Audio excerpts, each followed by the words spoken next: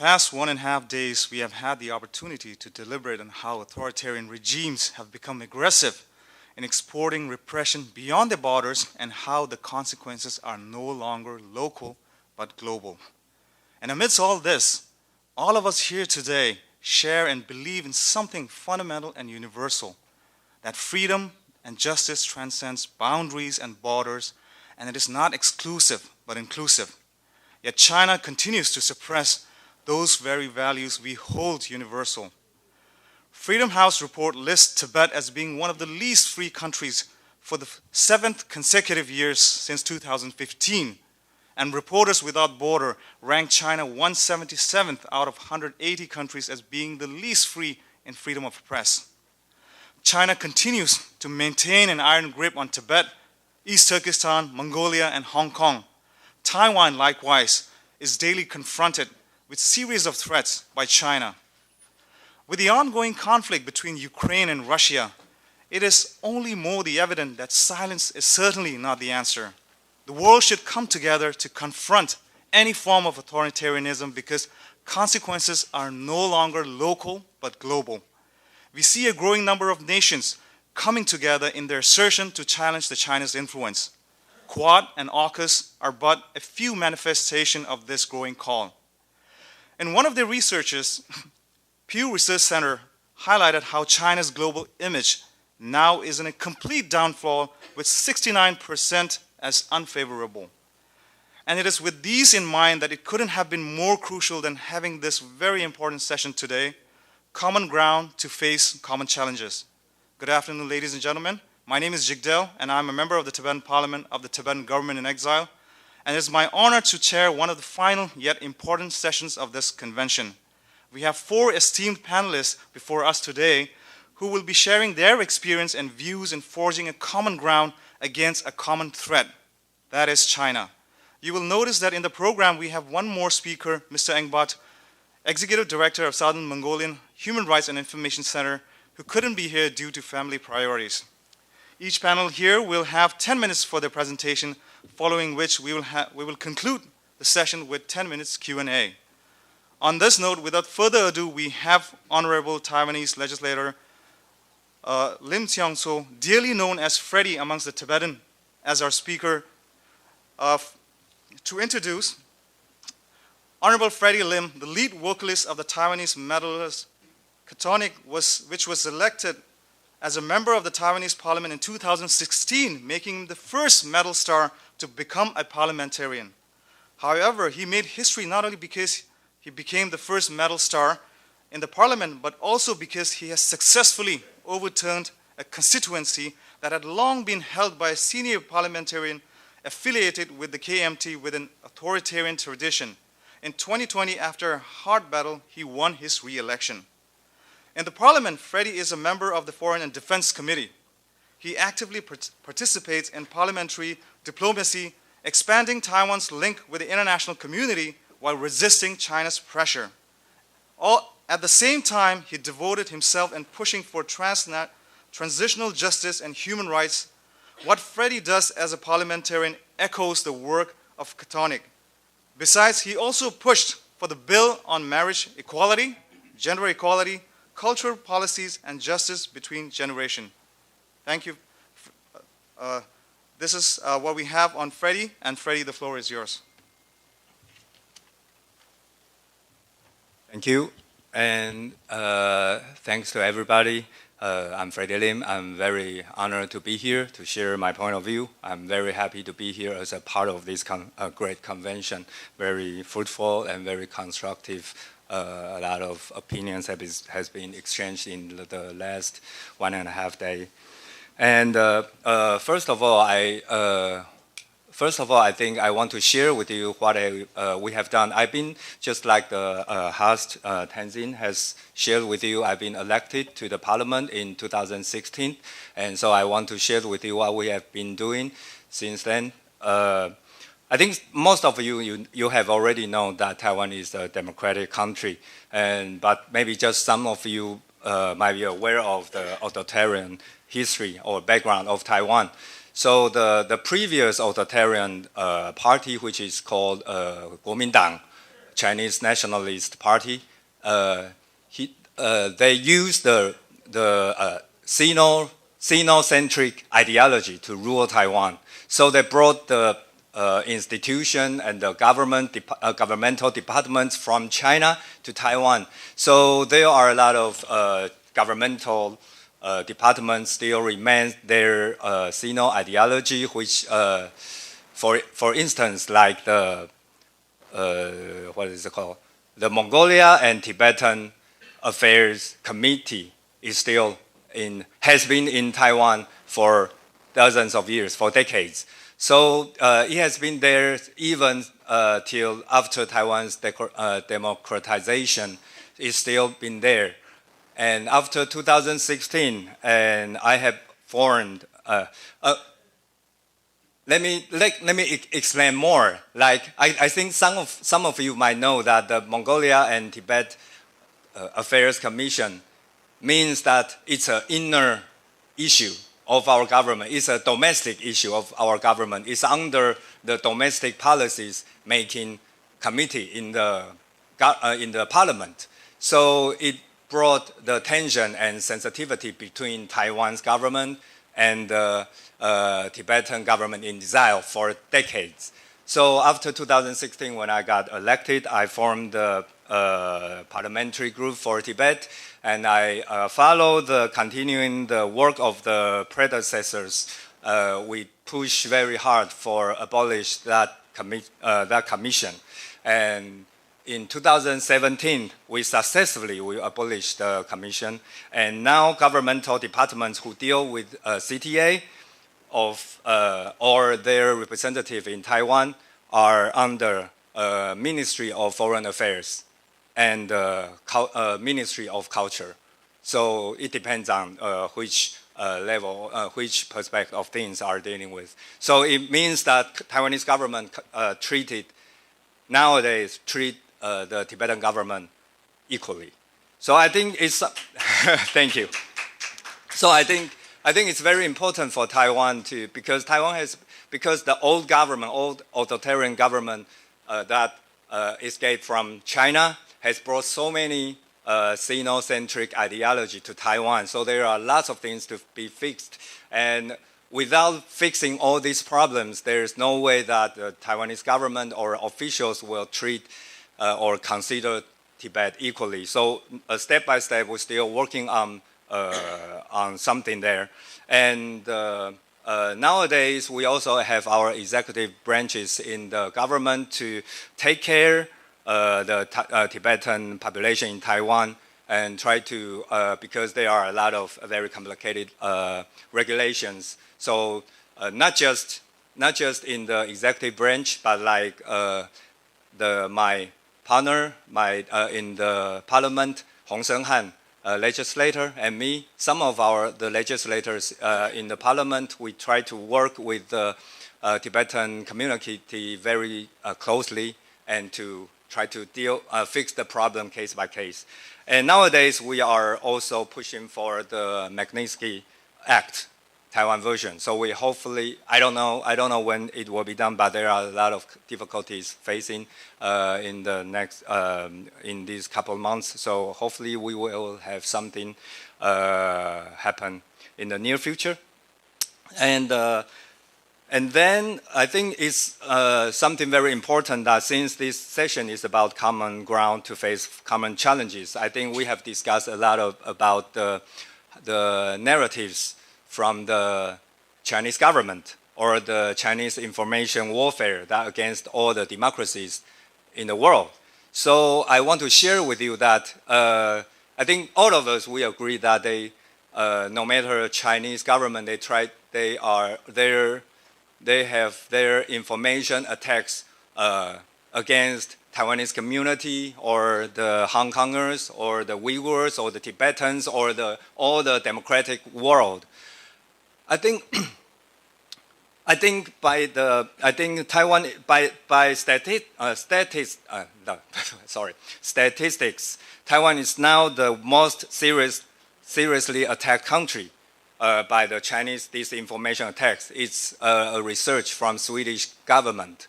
So there are all kinds of disinformation attacks that happen everywhere from Chinese government, but the front line is in Taiwan. And I think it's not just because China wants to infiltrate Taiwan, but it's because Taiwan is the most important hub of Mandarin information world. So there are when the Chinese government want to infiltrate Taiwan or attack Taiwan with their disinformation tools, not just because they want to control Taiwan, but they want to control the Mandarin-speaking world. They want to control whoever got the message in Mandarin. So which means they attack Taiwan not just with the not just they want to sabotage the Taiwanese domestic politics, but also they try to sell the wrong narratives, the wrong stories of Tibetans, wrong stories of the Uyghurs to Taiwanese. And through those pro-Chinese extremists in Taiwan to spread that kind of stories to the world. So I think in this scenario, in this follow this kind of idea, follow this kind of census, this kind of sense, I think it's very important to how we stand firm in the front line to fight against the Chinese disinformation. So that's why I always encourage the NGOs, INGOs all over the world should have their Pacific or Asia Pacific office in Taiwan, and not just to support Taiwan, not just to support not just to work on the issue of Taiwan, but also try to work harder to fight back how Chinese government to sell their propaganda in this Mandarin-speaking world. And so I'm very happy to know that Wang Dan tried to have his branch, his foundation's branch in Taiwan. I think that's what all the NGOs should do. And especially when there are so many INGOs retreat or withdraw their branches in Bangkok and Hong Kong. So nowadays you must, no matter which NGOs, which INGOs you are working on, if your branch in Bangkok or Hong Kong have already gone, you should move to Taiwan, because that's the front line against the Chinese disinformation attacks. And not just because, I think, not just because, what should I say?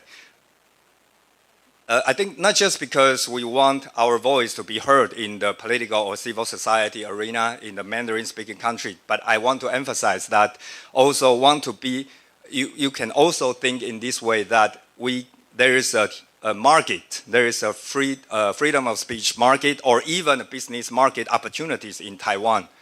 I want to share some examples with you. First of all, 10 years ago, Amnesty International Taiwan, back in 2009, Amnesty International Taiwan chapter was a chapter with only one full-time employee. And I served as the president from 2010 to 2014. After nearly 10 years of hard work, I'm in the beginning of the 4 years, and then there are following chair and presidents. We work very hard. Now the Taiwan branch has been supported by the stable, small amount donors, and it has become a branch with almost 20 employees, almost 20 people there. And Taiwan branch has been one of the fastest growing branch among all the branches. So which means that I think there is a potential that you have, because Taiwan is in the front line and Taiwanese people care about human rights and freedom, and Taiwanese people sense the importance of all the causes much more because it's so close. Chinese government, Chinese disinformation attacks are so close. So there is millions of people care about the issues that you care about. Maybe those citizens, those Taiwanese people, don't know yet. They might not know about what's happening in the southern Mongolia, don't know about what's happening in Xinjiang with the Uyghurs people. but they have the potential to know more because there are plenty of people care about human rights. And the other thing is that I don't know if you know the Hong Kong documentary called Revolution of Our Times. It's been banned in Hong Kong, of course, but it has won the best documentary in Taiwan's Golden Horse Film Festival. That's one of the most important film festival awards. And it used to be controlled by Kuomintang. So it used to be very pro-China. But that documentary movie won the best documentary awards last year in Taiwan. And also the box office went very well.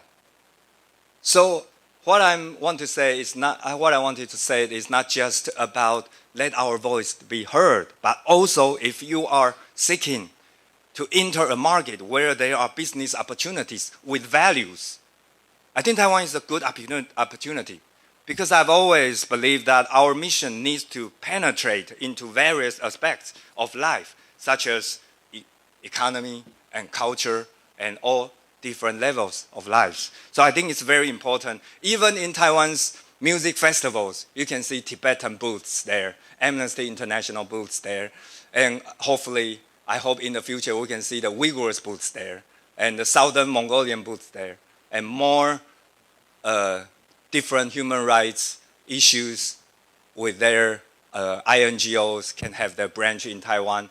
And it's not just because we need Taiwan to stand firm. I think it can let the fight between the free world and China,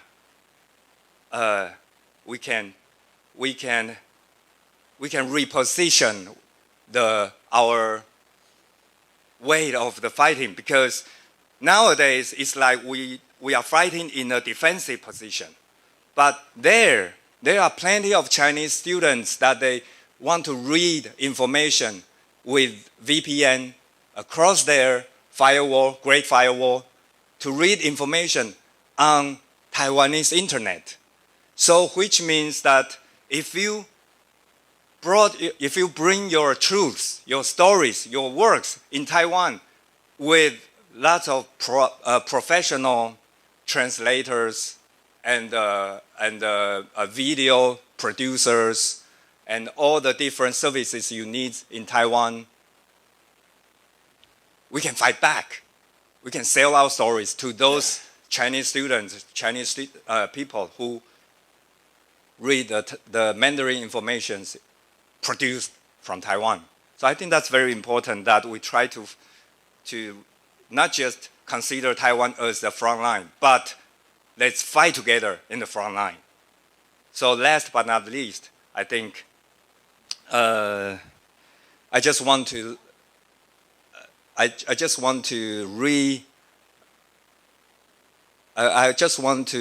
let you guys to reconsider how Taiwanese market is like.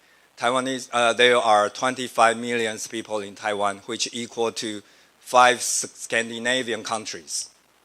So, how can I say? It looks small compared to China, but with population, it equals to a middle-sized country. So there's opportunity, not that small market, and I hope that we can fight together in the front line, and I believe that we will win this fight against China. Bagalo. Thank you. Thank you, Freddie.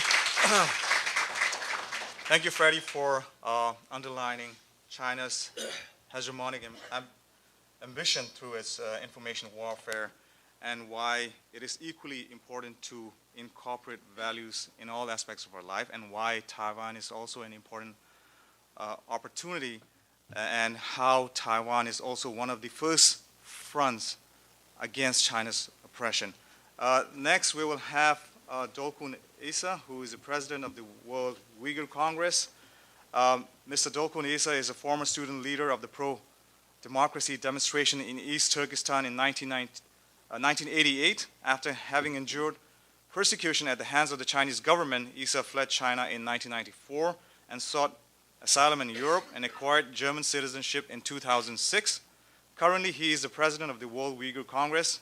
He has consistently advocated for the rights of the Uyghur people and has raised the issue in the United Nations, the institutions of the European Union, and in individual states and other international fora. In 2019, he received the World Democracy Award from NED on behalf of the World Uyghur Congress. Dokun, the floor is yours.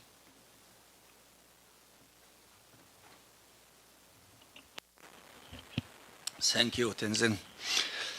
Well, first, it is my honor to be attending this event. And I'm not alone. I came here with my colleague together, Mr. Ömer Kanat, who is the executive chairman of the World Uyghur Congress. He is here. Rushan Abbas, his campaign for Uyghurs, she is here. And Abdul Hakim Study for Uyghurs, he is here.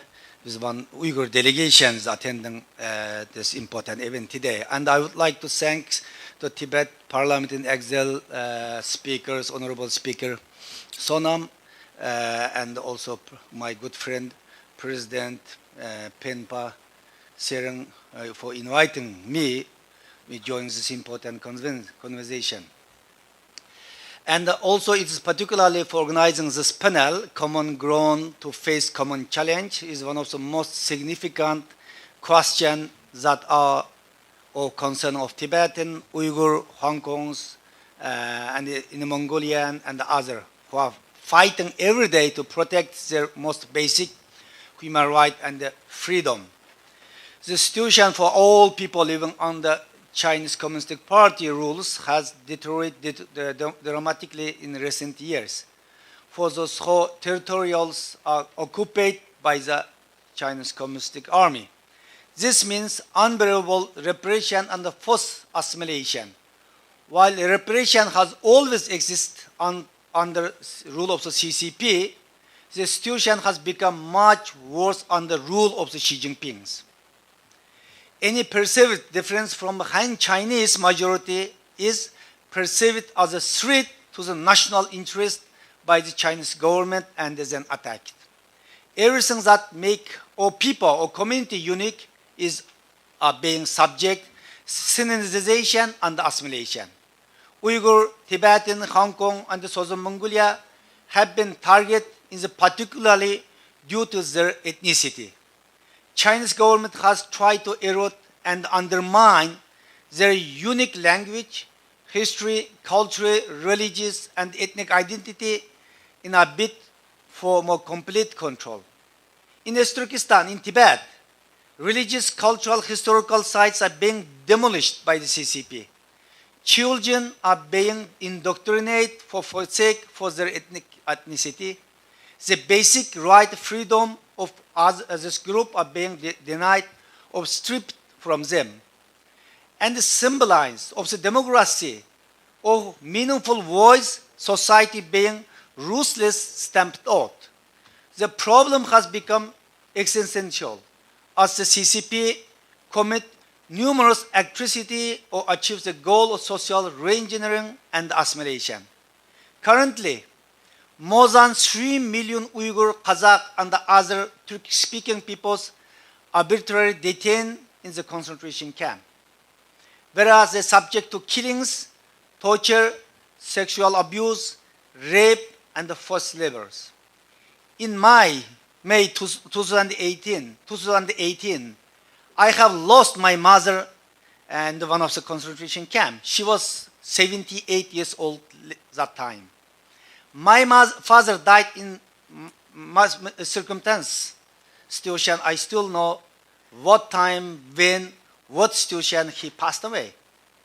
My younger brother was sentenced to life in the prison. My older brother, he is a mathematics professor. Some resources say sentenced 24 years, some say 17 years. However, he disappeared since 2016. My case is not unique. Here is a Rushan Abbas. I told my colleague, my long-time friends. Her sister, Gulshan Abbas, she's sentenced 20 years. You know? And Abdul Hakim, my friends, he's more than 30 family members in the concentration camp disappeared since 2016. So since 2017, we all Uyghur community, United States, Europe, around the world, we have lost contact with family member. Only such a horrible situation was happening at family, phoned us via some way. Around 1 million Uyghur children separate from the parents, forcing them to denounce their ethnic identity, subjecting to them political indoctrination. Hong Kongers were witnessing their right and the autonomy being stripped from them. Tibetans are saying the cultural identity, environment are being erased from them. Recent events have made clear that what's happening to one community in one region affects to other as well. Checkpoint and other repressive measures tested on Tibet were later used in Turkestan. We all know Cheng Chang-go. Cheng Chang-go was the party secretary in Tibet from 2011 to 2016. Then later, 2016, he was appointed party secretary in Turkestan. Then after being the party secretary in Turkestan, he used the repression and the experience from Tibet, then more restriction to the Turkestan. Security and the surveillance technology tested on the Uyghurs, and now being used in Hong Kong, Tibet, and the other places. Even now, more than 20 countries import Chinese and this surveillance technology. China campaign on assimilation Southern Mongolian should have been grave warning. Taiwan is subject and the constant threats and the intimidation by the Chinese government. Taiwanese sovereignty is under threats by the CCP. The Uyghur Tribunal, within 18 months, the Uyghur Tribunal was set up famous UK lawyers who was the former chief prosecutor of Milosevic. He set up September 2020. The Uyghur Tribunal within 18 months reviewed over 500 witness testimony and 100,000-page document. And finally, 9th of December 2021, it is announced, it is judgment that Chinese government atrocity against Uyghur myth and also for the genocide and the crime against humanity under international law. The US government and the 9 national parliament recognized Uyghur genocide motion so far. Just June 9, just 2 weeks ago, European Parliament in Strasbourg adopted a resolution recognizing this crime as a high risk of genocide and crime against humanity. Despite mounting evidence of the Chinese government's abuses, the international community has been slow to act, has not yet taken appropriate actions. However, response from United States has been more robust. In the past 2 years, 2 important bills were passed and signed into the law: the Uyghur Human Rights Policy Act and the recent Uyghur Forced Labor Prevention Act. This act went into implementation just 2 days ago, 21 of June. European Union, US, Canada, and UK coordinately sanctioned for the Canada as well, yes, and the 4 CCP officials who are complicit in the crime in Turkestan. But it is not enough to stop ongoing genocide in Turkestan and atrocity crime in Tibet, Hong Kong, and Southern Mongolia. This underlines the significance of the topics that we are discussing today. In this phase of such atrocities, it is united and solidarity which gives strength to endure this kind of suffering. Atrocity committed against our community have brought us together. Chinese government knows this and keep trying to break the bonds that united us. We should not let this happen. As we know, China today spent $16 billion uses money to trying to split and united and against the opposite group. This Chinese government very successfully, among them Chinese democracy movement. All we know, Wang Dan is here. 1989, after the Tiananmen massacres, whole world, strong solidarity with the Chinese democracy movement, Chinese students. But no, we haven't seen such a strong support. Today, Chinese democracy movement split a lot because CCP used a lot of energy, spent a lot of money, used 50-cent party, used social media, and buying the media internationally, and use software and cooperation with Western countries among the Europe, United States, the academic level, use different of tactic, trying to split and implement and undermine this community. So, finding a common ground to speak with unified voice in need more than ever. Over the past few years, World Uyghur Congress has recognized this need and has an enormous occasion work together with organizations and representatives of these communities. This campaign that we have done with Tibetan, Hong Kongers, Taiwan, and others have been some most successfully.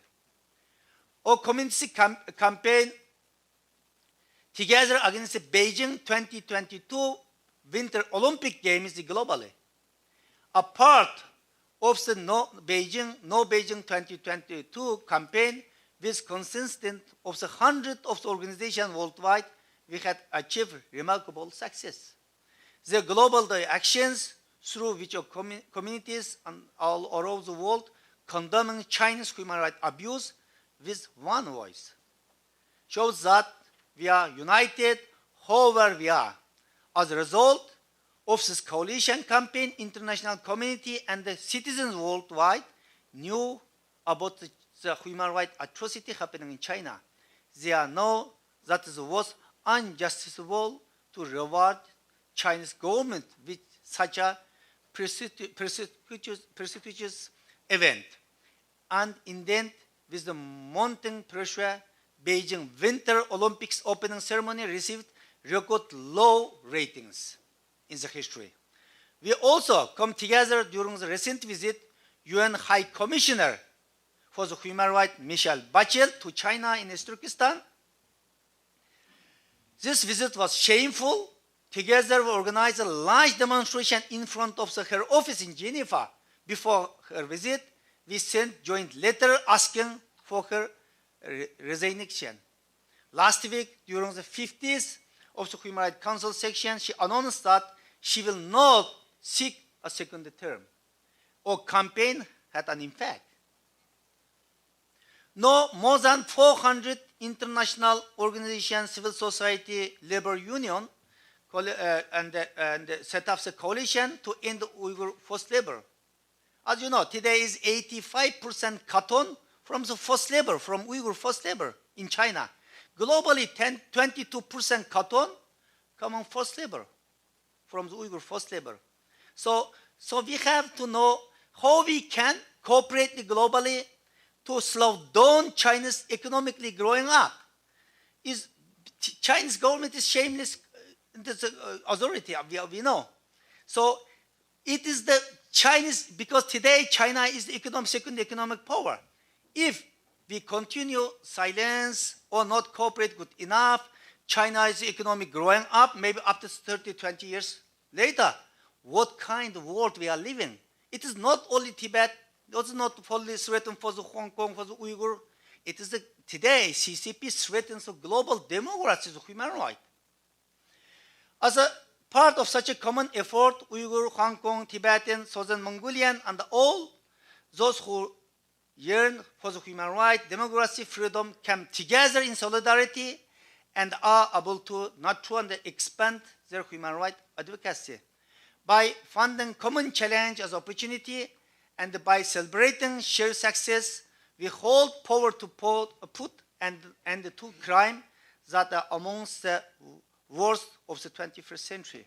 If we speak together with one voice, international community will not able to ignored us. And they cannot say it didn't know. We must stand up together, tell the international community that for action is no.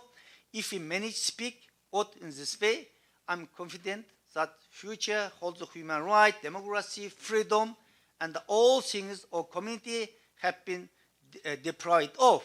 Finally, I would like to emphasize two things. One, we should educate the world from our experience. Today, so many lawmakers and the intellectuals and some experts saying Tibet is not part of China. Yes, Tibet is not part of China. East Turkestan is not a part of China, but it's occupied territory. You know, if we not educate this, no Chinese government saying, oh, Central Asia. Some Chinese intellectual, Chinese people saying this Kazakhstan, Kyrgyzstan in the history is a part of China. No, it's claiming this. If world continues silence, definitely after 50 years later, 100 years later, and China can say United States is a part of China. So shameless, yes, you know. So that's why we warn to the whole world, yeah. Secondly, and we say this is not only Tibet issue. Today, China, as I said, not only threatens Tibet, Turkestan, Hong Kong. Well, today, Chinese Communist Party it threatens the global democracy, global human rights, and the peace. So we should whole world should listen from our experience. And we have to emphasize, we have to teach the whole world, it is a time to action. So far, if continue silence, and tomorrow is too late. Thank you. Thank you, Dolkun. Thank you for explaining in detail on what is currently transpiring in East Turkestan, including the massive incarceration of the Uyghur people following the arrival of Ten Zhuangguo, the architect of a repressive model in Tibet, who replicated the model in East Turkestan as well, and especially how repression has escalated since the arrival of Xi Jinping. And I think herein lies an opportunity for us as a member of parliament, because Xi Jinping plans to extend his third term this fall in October. So I think as a member of parliament, we have an opportunity to come out collectively with a strong statement at the least, and therefore maybe much more later on. Now, the next panel, we are pleased to have Wang Dan, President of China Dialogue. Mr. Wang Dan, as a student leader in Tiananmen Square protests of 1989, has gone to be a prominent member of the Chinese democracy movement. Starting off as a history student at Peking University, Wang received his PhD in history from Harvard University. Between the two, he was involved in the Tiananmen Square protests, placed on a most wanted list by the Chinese government, went into hiding, was arrested, and spent 2 years in prison before being released on parole in 1993.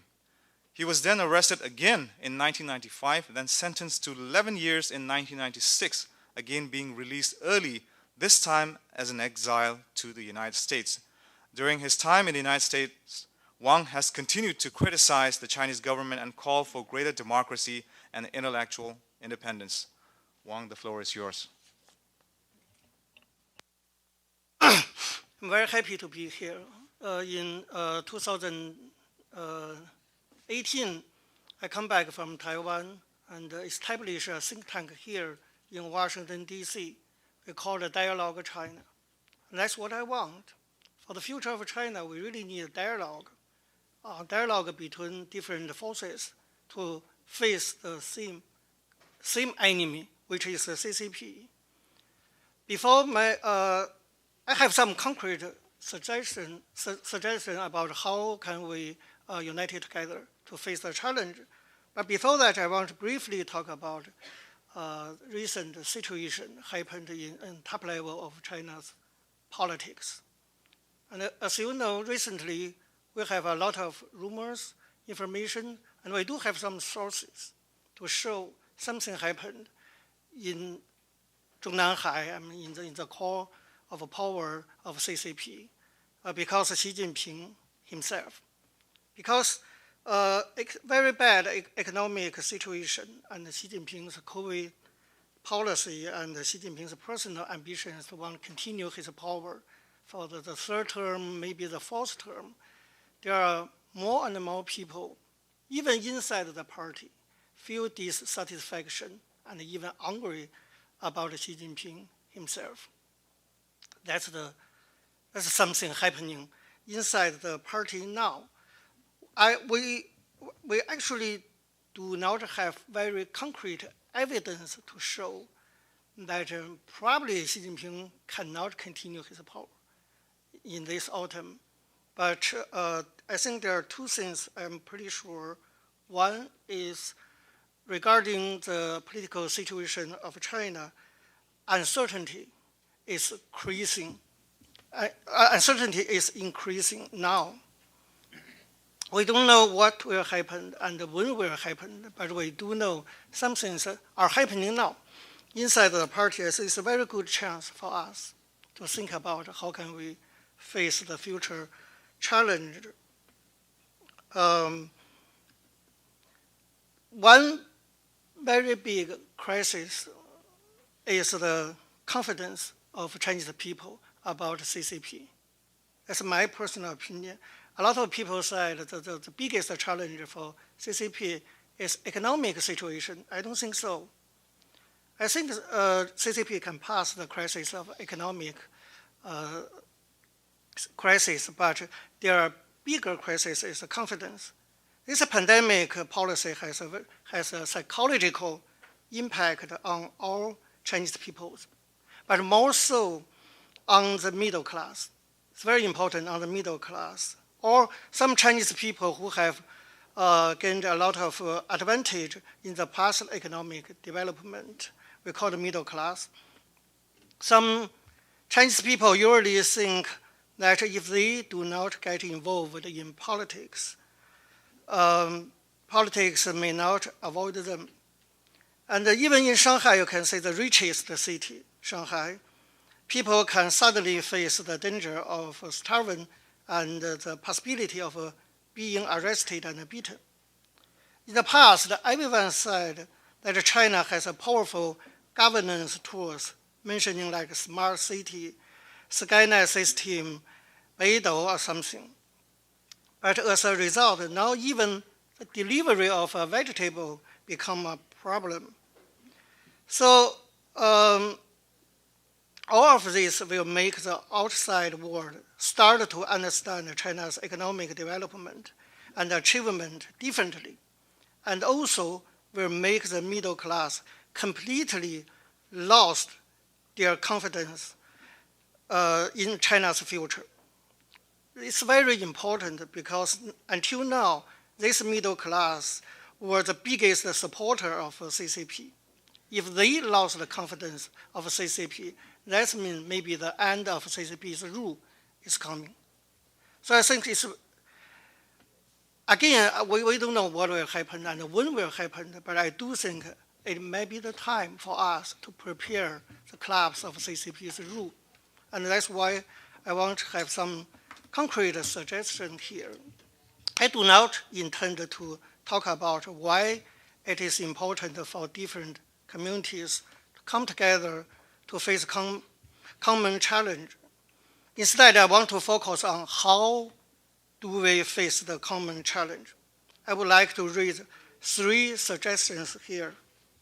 First, regardless of which communities we are from, we will always have diverse and maybe different opinions.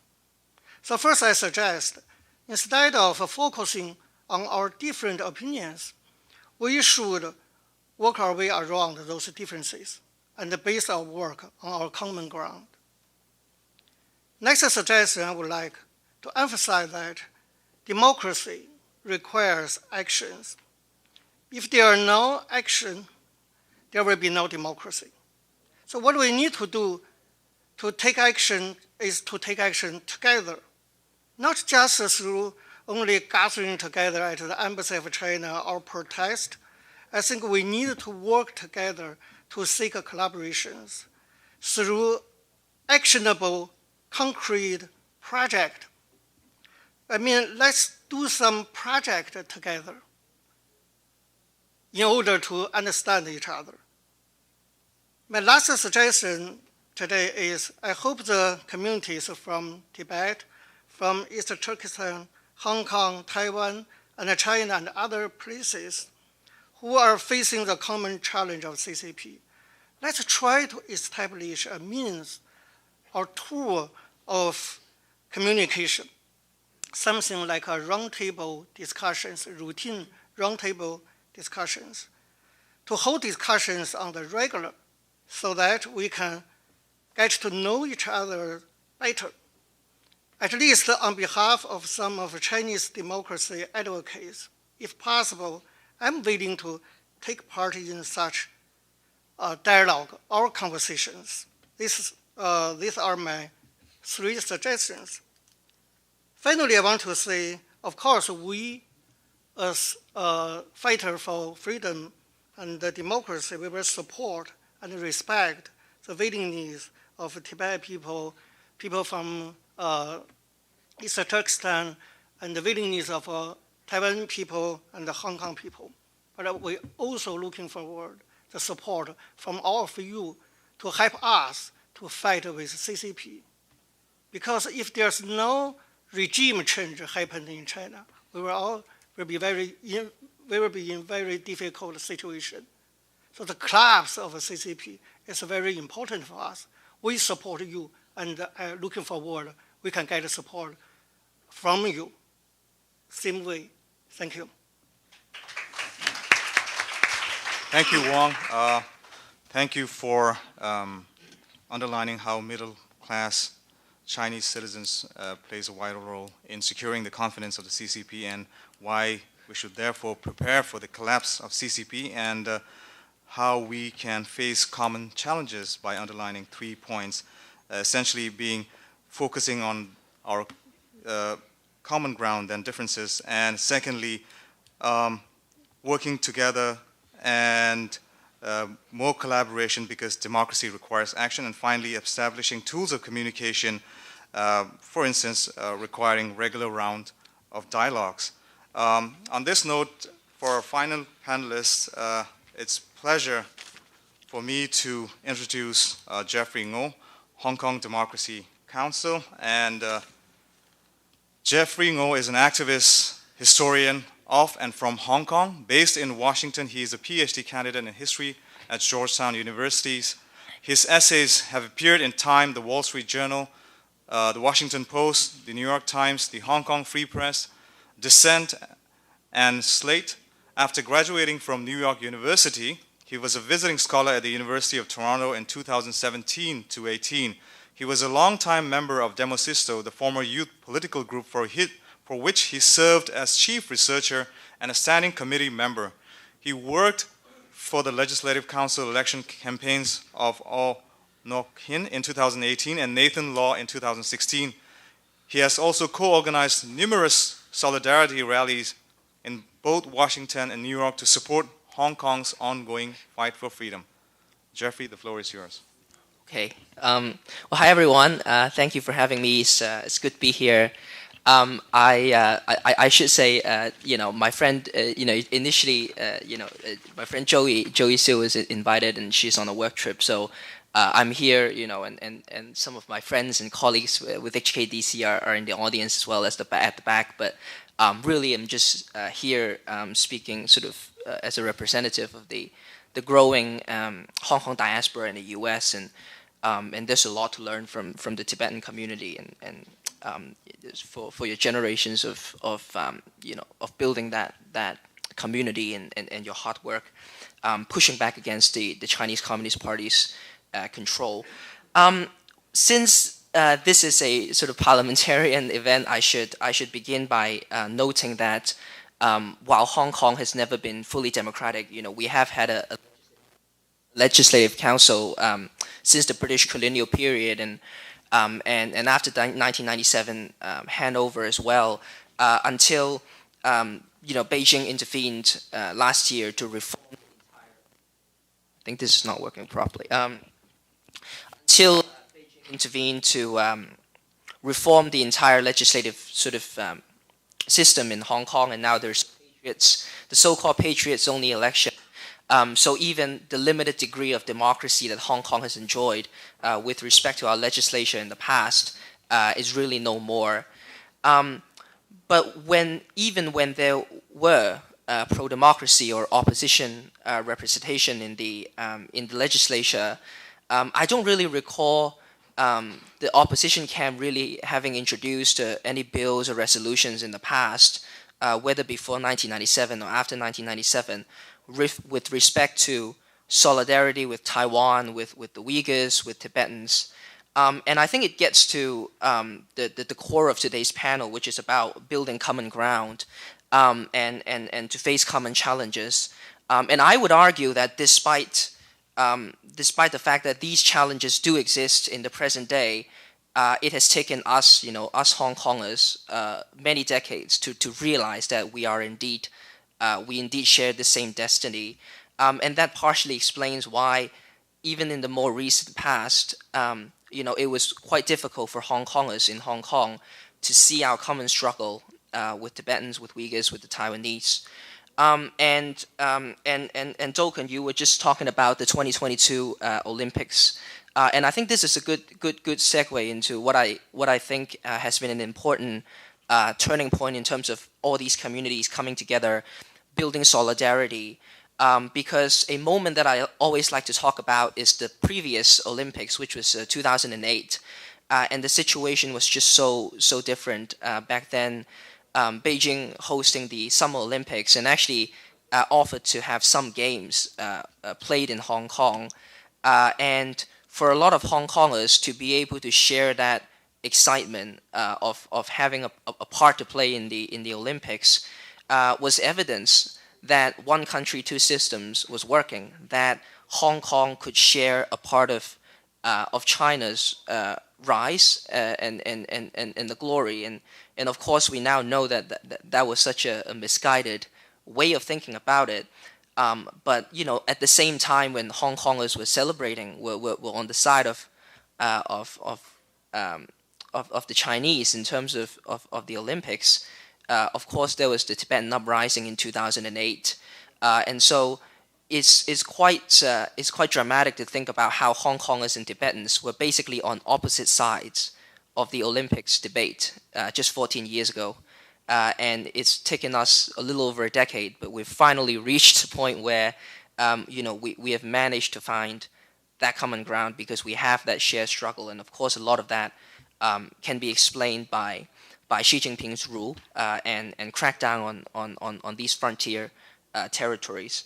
I would say, in the early days of the one country, two systems experiment, there were evidence, again, Hong Kong was never democratic, fully democratic, but there were evidence that Hong Kong could exercise some degree of autonomy. The immigration department had some autonomy in terms of allowing Falun Gong practitioners to enter the territory, for instance. The monetary authority had a lot of autonomy in 1998 dealing with the Asian financial crisis. Even one former chief executive was able to try to push back in terms of allowing Beijing to interpret our constitution, the basic law. And so in 2008, a lot of Hong Kongers saw our territory as just distinct. We never saw Hong Kong as an occupied territory so much as actually believing that one country, two systems could work, and of course that facade was crumbling by 2014. With the umbrella movement and with the rejection of democracy for the third time by that point in Hong Kong, and since 2014, I would say, Hong Kongers have begun to share increasingly more, with other communities in terms of how we are all in this fight together. Freddie, I remember the first time I met you was actually in 2016 or 2017, one of the UN marches in New York, fighting for Taiwanese representation at the United Nations. They do this in New York every year, and we began to show up to more things like this because we understood that we cannot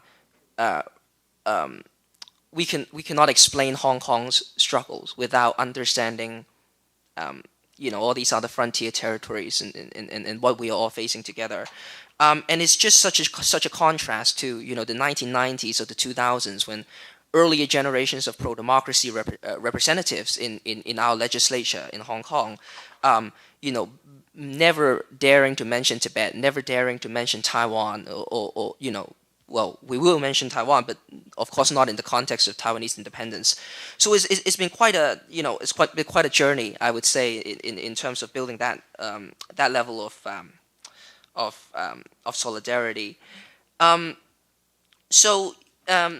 now we are at the point of 2022, and of course last year as well. In terms of the anti-Olympics campaign, some of you in the audience may have been a part of that as well, in your own capacities, standing up together.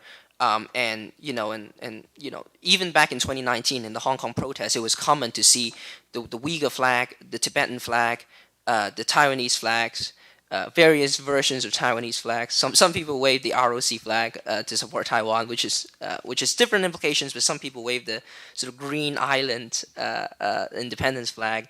You see flags all over in Hong Kong by 2019. With the massive protests against the extradition bill. And by last year, when we were all standing up against the Olympics Games of 2022 in cities all around the world, these flags also showed up. And one of the more sort of iconic images was actually in Athens when Joey, and our friend Tella from SFT, went to Athens and waved the Tibetan flag and the revolution of our times Hong Kong flag, the black one. So, these images just go to show how, again, just as I said, how far each of our communities have come. I would of course say that Tibetans have been ahead of us Hong Kongers for generations in terms of recognizing that shared struggle. Tibetans saw the importance of building solidarity, I would argue, far earlier than Hong Kongers realized the importance of that. But now that we're here, so I hope we can in terms of moving forward, that will we can do more advocacy work together and stand in solidarity with one another in the future. I should end.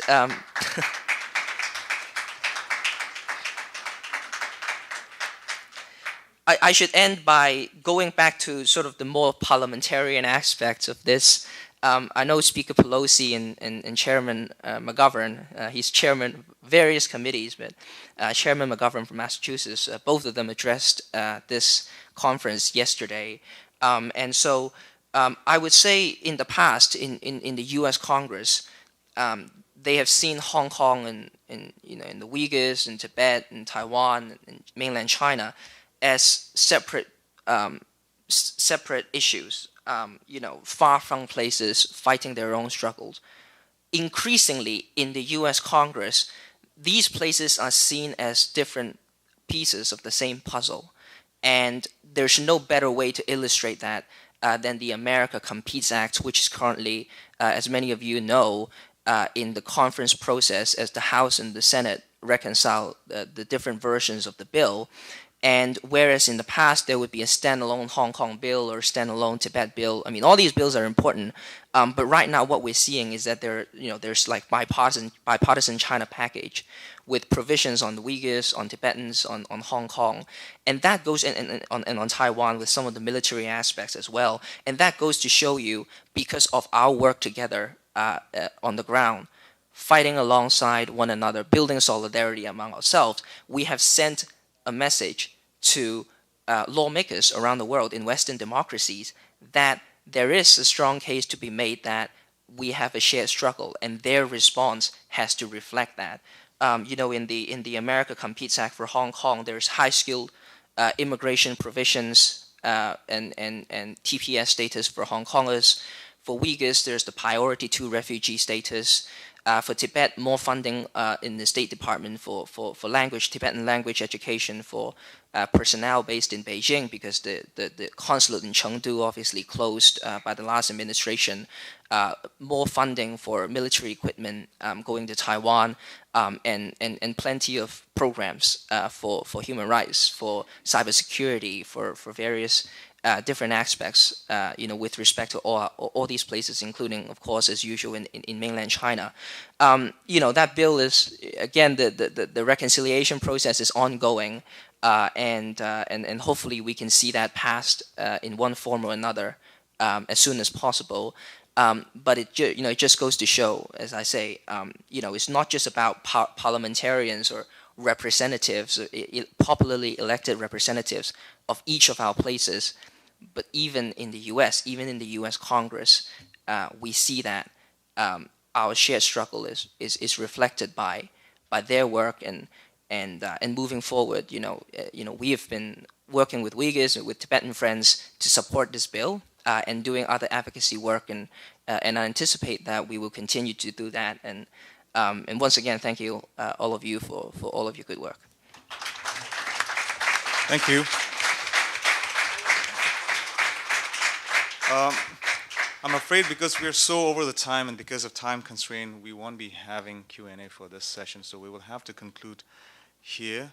And I also would like to, on final note, thank you, Jeffrey, sharing your experiences. And it is particularly interesting to note how the Beijing Olympic acted as a catalyst, because 14 years before, right in 2018, Tibet and Hong Kong was on the opposite side of the debate, but following 14 years, then we happened to be on the same side of the debate. And of course, since 2008, in a matter of 6 years, following Xi Jinping's hardline policies, one country, two system is no longer a reality. And more importantly, the increasing collaboration between Tibet, Hong Kong, East Turkestan, Southern Mongolia, and Taiwan have allowed the lawmakers in the West and US as well to increasingly see these collaboration essentially as different pieces of the same puzzle. So on this note, I would like to end the session. Thank you again to all.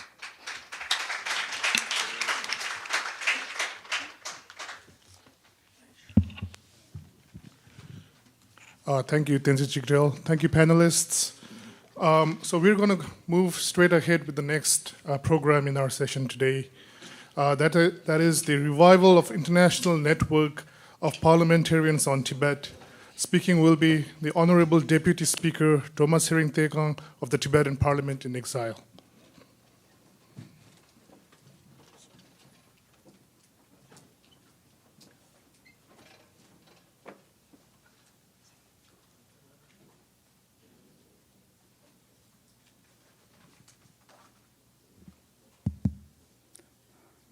Hi, good evening to everybody.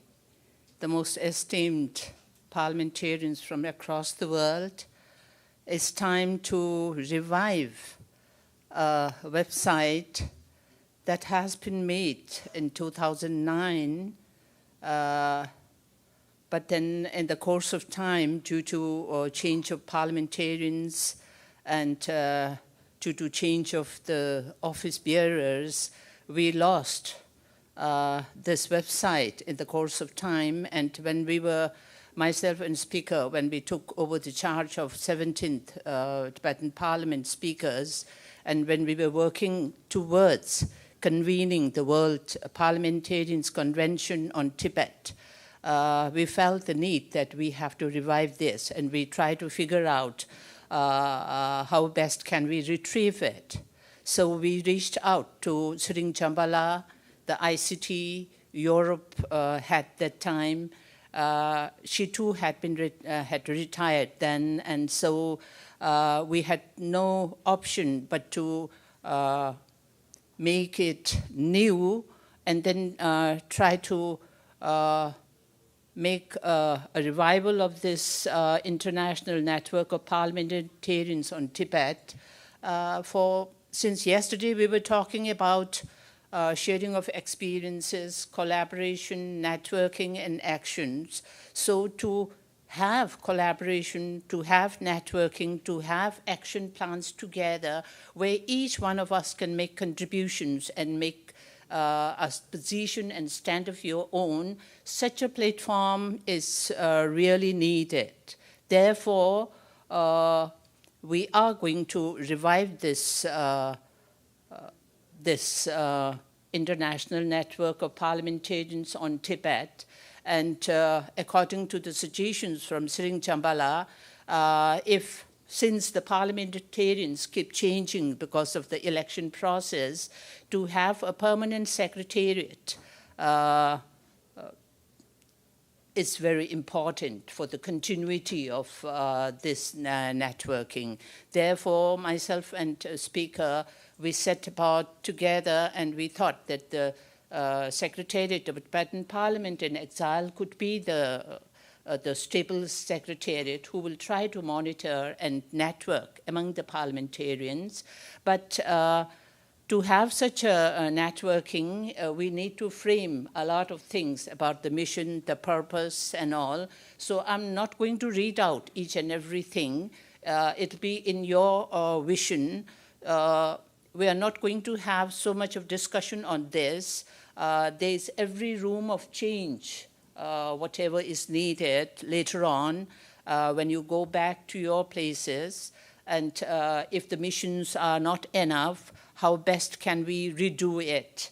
Each one of us, we can think about it later on. So this is a tentative draft for all of us in a meanwhile to see that officially we are going to revive this impact, what we call it. So, and about the membership, any parliamentarians, any legislatures who stand in line with the mission of this networking, I mean, each and everyone is welcome. So under the Department of Information, we have 13 Office of Tibet representatives. Under them, we have Tibet support groups of the parliamentarians, Tibet support groups. We have parliamentarians, Tibet interest groups. So according to the position that has been taken in the different respective countries, the president or the chairperson of that support group will ultimately become the chairperson and the co-chair of the this website, this networking, and so this is it. We are not going to take much of the time. So if you look into the broad mission of it, it clearly says about the support of Tibet and Tibetans in our peaceful struggle for human rights, preservation of religion and cultural heritage. And the next thing is to impress upon China to abide by the Universal Declaration of Human Rights, to resolve the conflict of Tibet through middle way policy. So these are the broad missions that are being stated here, but still this is not the final of it. Each one of us, we can have a say on changing the missions. So according to the unanimity of how the things go, we're going to finalize it later on. So officially, please allow me to officially revive this this network, and I also take your consent to upload your photos, your biographies, and especially the video messages that we have. We can upload them there. This network will also have connecting messages of different World Parliamentarians Conventions from 1st to the 7th one. So we'll have the full information about the World Parliamentarians Conventions on this. So with this, I take your consent to have officially revived this website for our common collaboration and networking to take stand on Tibet and Tibet issues. So that's it. So I think that is done for it.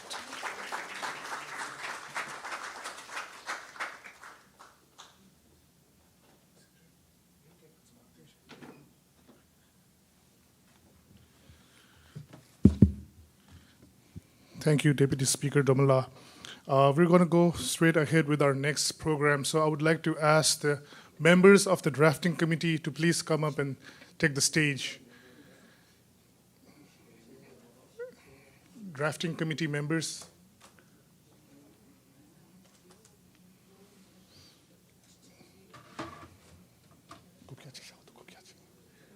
Benjo.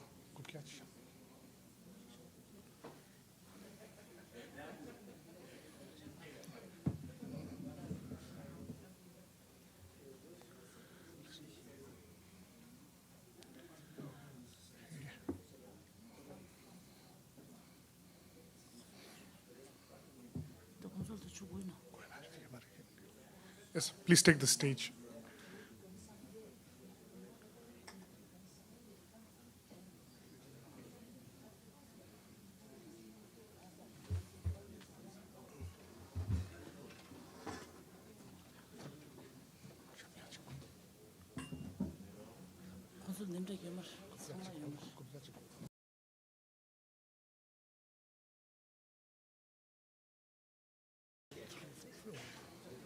Let's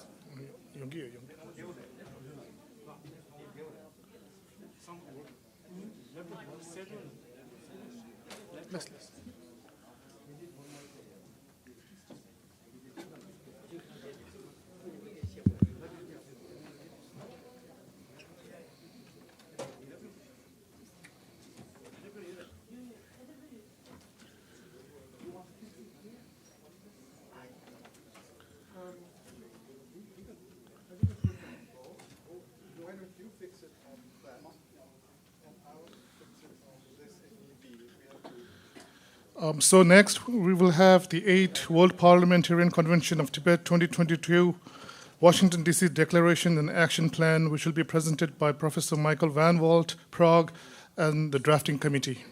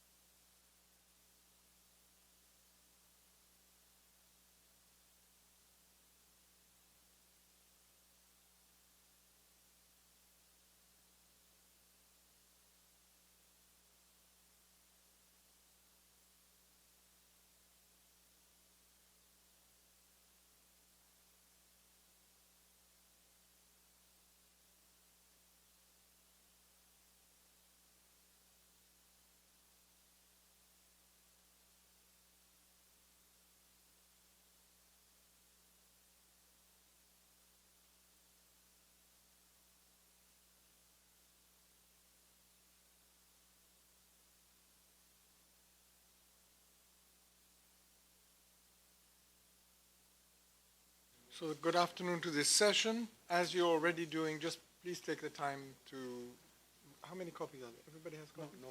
Oh. The rest are up there. Oh, all right. We can read. So we created this draft in record speed. So I want to seek your apologies for, I want to apologize to you for any typos or other things that might be have come because of the speed with which we worked on it. I will read it and then it'll scroll down so that you can read it. I'll do it slowly so that you can read and absorb it well, and then we'll go back to the document, put it back at the top, and then ask for any corrections or important comments that you might have. We have decided to make the format a little different from last time, not in the way of a resolution, but more just the sentiment of the conference. And so the consequence of that is that there may not be as many very specific action plan particulars, but more general actions that you commit to undertake. All right. So it's the Washington D.C. Declaration, 8th World Parliamentary Convention on Tibet, 21 to 23 June 2022. Delegations of parliamentarians from 28 countries participated in the 8th World Parliamentarians Convention in Washington, D.C. from 21 to 23 June 2022, in person and virtually, to review and discuss the situation in Tibet and efforts to resolve the Sino-Tibetan conflict caused by the PRC's invasion of Tibet in 1950 and its illegal occupation since then. They thanked their hosts in the United States Congress and commended them for the path-breaking legislation adopted in recent years on Tibet. The meeting took place as the war in the Ukraine, caused by Russia's invasion of that independent country on February 24, was about to enter its 4th month and triggered striking comparisons to Tibet's invasion decades earlier. These invasions, constituting flagrant violations of the most fundamental norms of international law, highlight the urgent need to enforce international law and prioritize safeguarding the rule of law and the promotion of freedom, democracy, self-determination, and human rights throughout the world above short-term economic gain. The participants committed to take action to ensure collaboration among parliaments and with the Tibetan Parliament-in-Exile on matters related to Tibet. This includes collaboration with the Inter-Parliamentary Alliance on China and with other interparliamentary organizations and bodies. The International Network of Parliamentarians on Tibet, INPAT, will be revived, and where possible, parliamentarians will create Tibetan parliamentary groups in countries where they do not yet exist. The participants call on all parliaments to adopt legislation, resolutions or motions, hold hearings and investigations at national and subnational levels to advance the Tibetan cause in line with this declaration. The participants call on all parliaments to take coordinated action and to hold their governments accountable for upholding international law in regard to Tibet, including by fulfilling their state's obligations and responsibilities under international law to respect and promote the right of the Tibetan people to self-determination, refrain from expressly or implicitly recognizing the PRC's claim to sovereignty over Tibet, treat Tibet as an occupied country and not as part of China, and take coordinated action with other like-minded governments to achieve a resolution to the Sino-Tibetan conflict through dialogue and negotiations between the parties without preconditions. The participants call on all parliaments to take coordinated action to affirm and endorse the exclusive right of Dalai Lama and the Ganden Podrang, the Tibetan people and the Tibetan Buddhist community, to select and appoint the incarnation of the next Dalai Lama and other senior lamas, and firmly reject the PRC's declared intention to do so as a violation of religious freedom.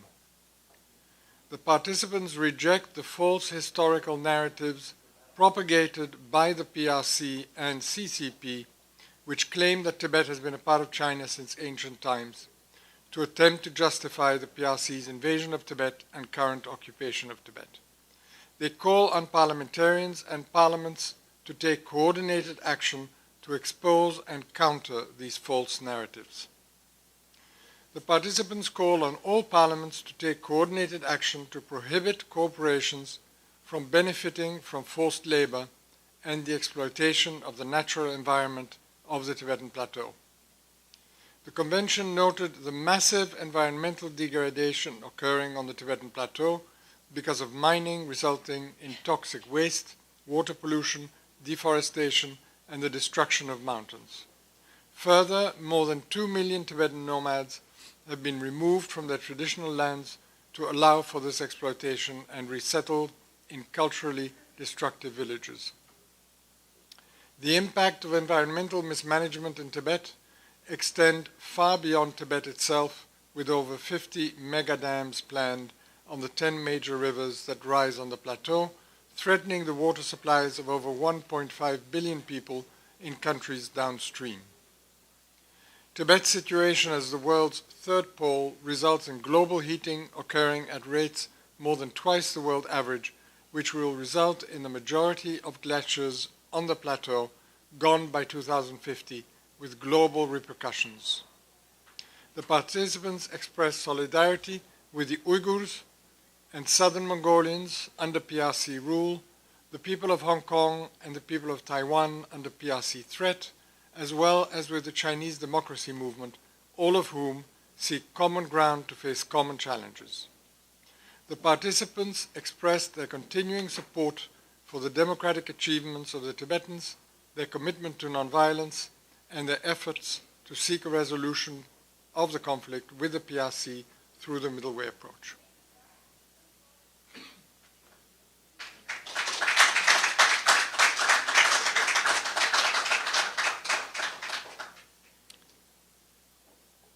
So any burning questions of mistakes or things that have to be added and that you do not see reflected in this document. What I'm not looking for is long statements, but just points that you think are essential, they should be added. Note that we want to keep this more or less this length, because this will get more attention than a very long document, especially if it's spread among your colleagues and the public.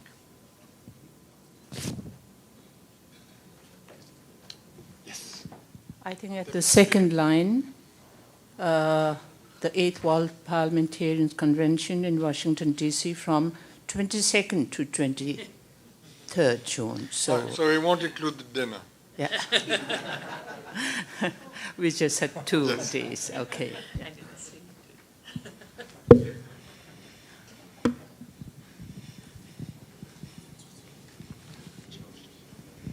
Yes, it's been changed. Thank you. Thank you very much for that. Anything else? This is fantastic. We thank you. Yes, ma'am. I have a consultation. We as Costa Ricans... The microphone is coming your way. Okay. I have a consultation whether we will be authorized to sign it or not. My colleagues and myself, we were invited not through the parliament, but personally, okay? And Costa Rica, I mean, I agree on what it's there because it's the truth, okay? I have to clarify that. But we don't have an authorization from our Congress for the representation here. We were invited individually. So I have a question because I cannot compromise our Congress by signing it. That's my consultation, okay? I think you're not in a unique position. I think, as I understand it, the parliamentarians that are here as so far as this declaration is concerned, endorse the declaration on their behalf as parliamentarians, but they cannot do so on behalf of their parliaments. Nor can most do so on behalf of their political party or faction. So I think you're in the same position as everybody else, in that you will, if you agree with what is in here, then you subscribe to it, then you vote for it. Yeah, but can you specify that we're doing that in our personal condition? Of course, we're parliamentaries, okay, but we don't want to compromise our legislative power with something that we're not authorized to do. So we can sign it as personally. And I've got a suggestion that I don't think we need to say that we're signing it personally, but I think in the very first line, if we remove delegations of and just start with parliamentarians from 28 countries, so that makes it very clear that it's us as individual. But there's some obligations to the government also. There's certain paragraphs. No, we're calling on our governments. We're in fact we're only calling parliamentarians and parliaments. Yeah. There's no call to governments. In other words, you're committing yourself and not any parliament, government. As participants, yes, we understand what it says and we agree with that, except we cannot sign something that would oblige our government, okay? No, but that's not the intention of this declaration. I know, but... And that's why every paragraph starts with the participants. The words are the participants. So as a participant, this is something you either support or you don't. But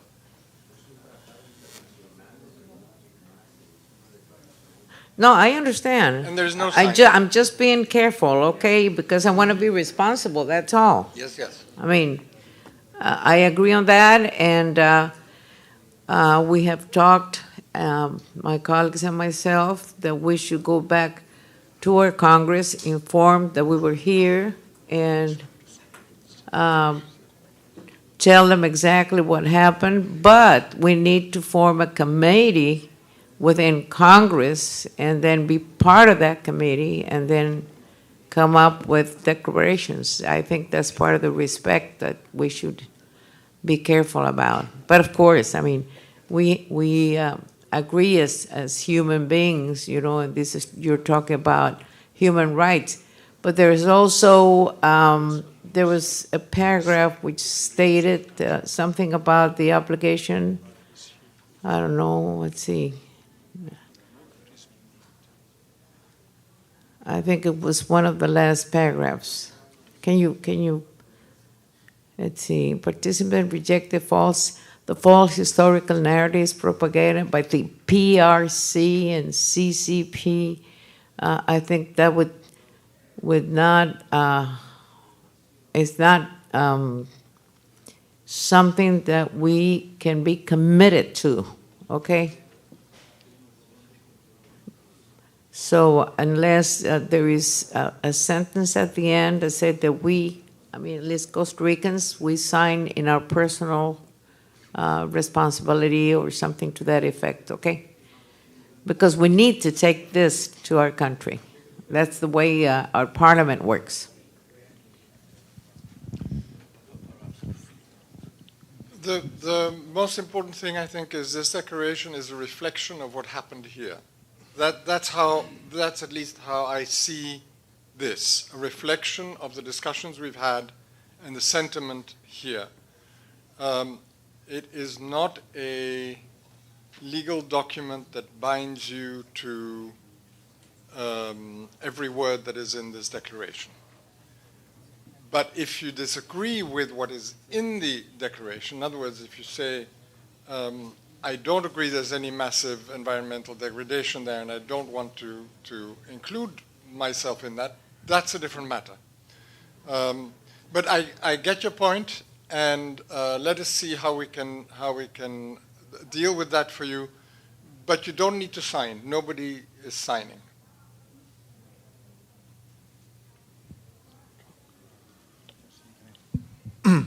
Yes, sir.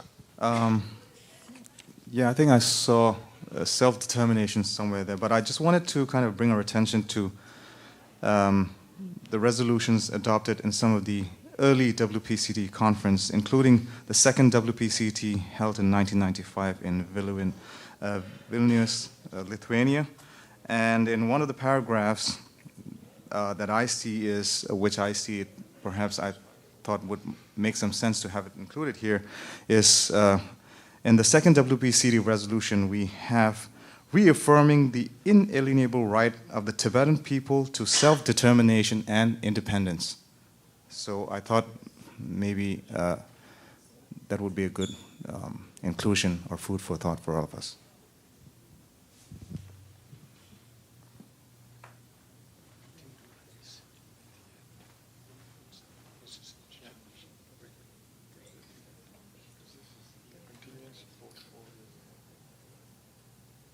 Would it make sense, in your opinion, to include something to that effect in the very last paragraph? Because that's where the participants express their support for certain things.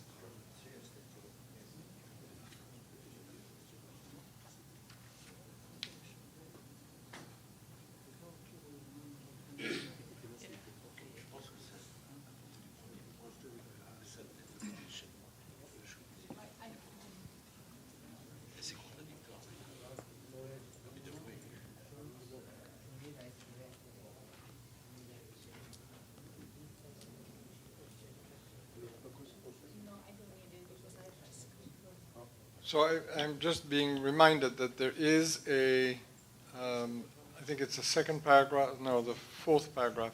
It does say, it does call specifically on promoting the right of the Tibetan people to self-determination. Self-determination is mentioned twice. This is the second time. We can add the word inalienable. We could do that in there. That's another possible way of doing it.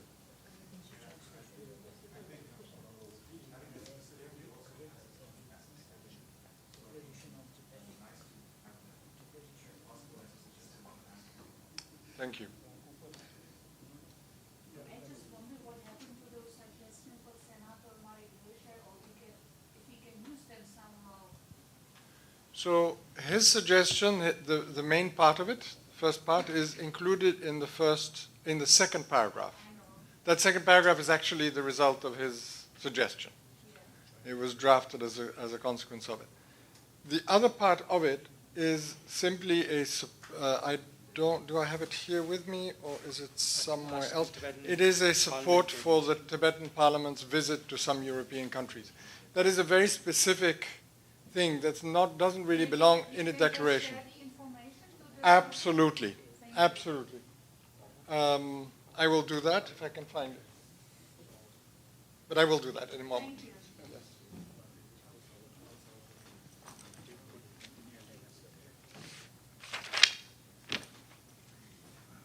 I'll share it in a moment when we're finished with the edit.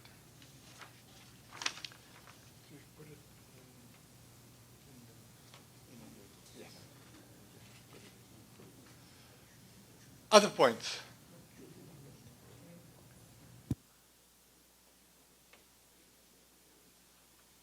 All right, thank you so much. I would like to thank all the members of the drafting committee for having made their time available and worked together very well to get this declaration done. And at your request, I'd like to share with you what Senator Marek Hilse, who's left again, was here for a short time because of flight problems, had suggested. One was the paragraph that we've included on the Ukraine war. The second is, I'll read it to you. As the invasion of Ukraine and Russian narrative echoes to some extent Chinese military invasion and occupation of Tibet in 1953 5051, which we've included in the first paragraph. We support the plan of the Tibetan Parliament-in-Exile to pay a visit to Europe in 2022-23, and in particular to the Czech Republic and some Eastern European countries. Such a visit would be an opportunity for the Tibetan Parliament-in-Exile to exchange views with European citizens and leaders about the importance for Europe to defend its democratic values against authoritarian regimes like Russia or China. So this is essentially both a message to the Tibetan Parliament-in-Exile to say that you're more than welcome, and in fact it would be a very positive thing to do, but also to those parliamentarians who may be in a position to invite the Tibetan Parliament to their countries and coordinate so that the members of the Tibetan Parliament can visit a number of countries at the same time.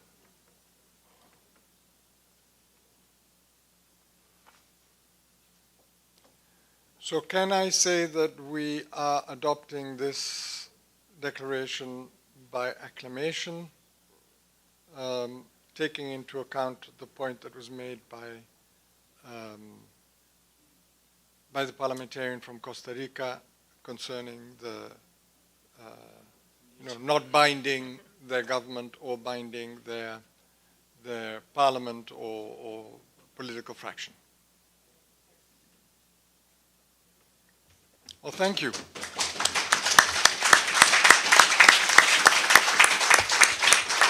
And can we continue the applause? But I'd really like to thank Michael for leading our work. He thanked us, but I think he's leading the work that he's done on this. It was excellent work.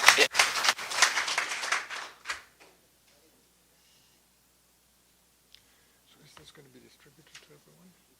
Yes, I think now that it's fine, unless you have to put in more time. I understand that we will distribute this, or it will be distributed to everybody, if that's technologically possible.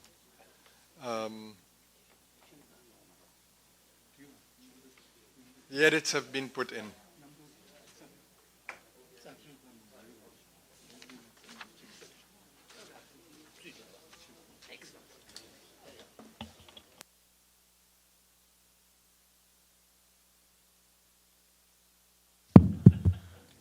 Okay, so thank you, Professor Michael Van Walt Prague, once again, and the drafting committee. Please give a round of applause to the drafting committee and Professor Michael.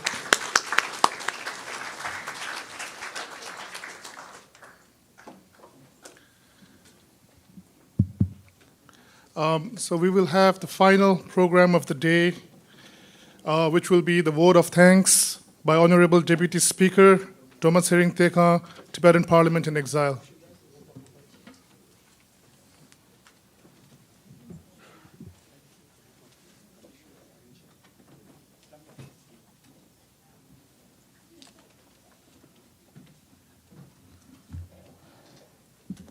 Esteemed dignitaries, before I propose the vote of thanks, I have an announcement to make. There is a joint declaration of Latin American parliamentarians of El Salvador, Chile, and Mexico.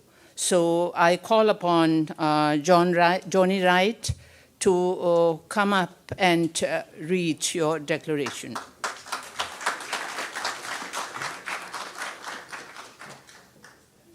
Thank you, Madam Deputy Speaker. Joint declaration on the 8th World Parliamentarian Convention on Tibet. This is in Spanish, so I'm translating as I speak, so please forgive me if I can't find the exact word.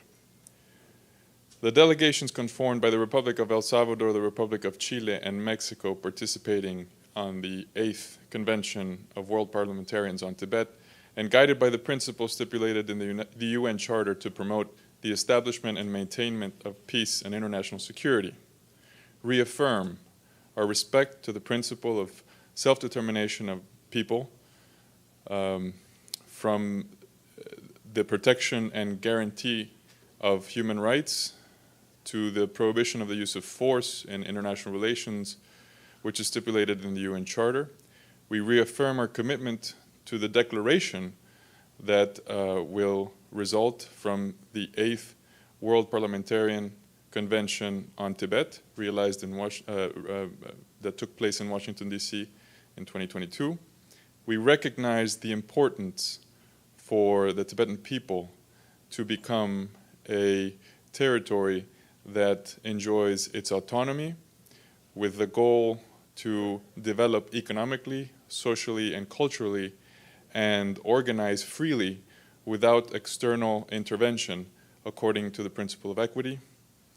Since the decade of the 60s, by initiative of His Holiness the 14th Dalai Lama, the Tibetan people initiated a transition to a democratic system based not solely on participation, but guided by love, inner peace, compassion, and truth, being this a gift to the Tibetan people, of the Tibetan people to the world, sustained by its parliament-in-exile, which we claim, which we recognize and respect, and believe every country should do so as well. Conscious of the need that exists to take measures, protective and defensive measures, that have the objective to resolve the conflict, the Sino-Tibetan conflict, which since 1960 escalated to a conflict of international importance, as it involves elements that violate human rights of the Tibetan people. We exhort the recognition and the guaranteeing of human rights, basic human rights, to the Tibetan people on behalf of the Popular Republic of China. We exhort People's Republic of China abstain from intervening in succession processes of religious authorities, respecting the freedom, the religious freedom of all Tibetans. At the same time, we demand the liberation, immediate liberation, of the Pachen Lama and his family, unjustly detained by Chinese authorities. We ask the international community to act with the goal of promoting dialogue between the parties in the search for a pacific resolution of the Sino-Tibetan conflict under the principles of international law, human rights, and democratic participation and international cooperation. We commit to add more Latin American countries to this cause and to transfer this message to others, that Tibet is not and never has been a part of the PRC. Thank you.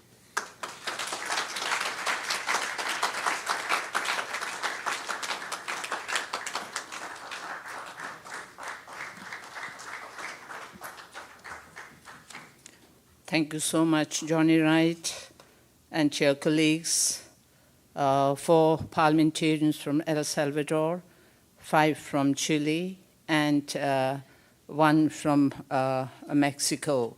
A big round of applause for all 10 of them, please.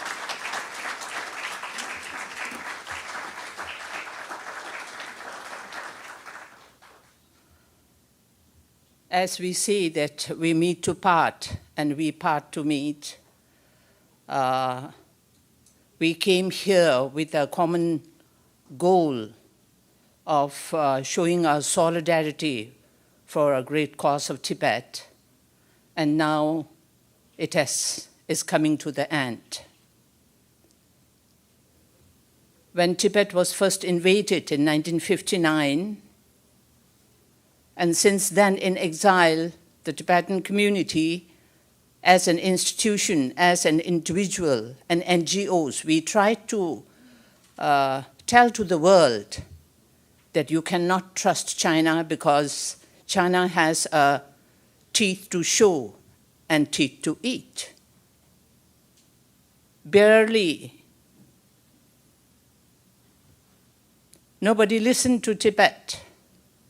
Everyone was so mesmerized by the show of the power and kind of development at the superficial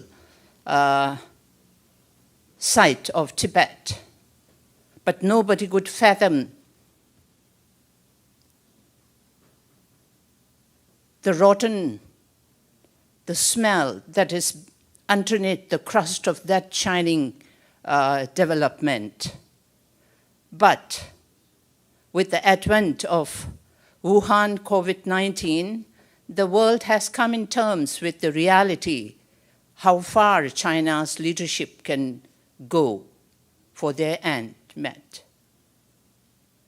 So we are happy that the human right and the liberty and the freedom each one of us enjoy, you cannot take it for granted.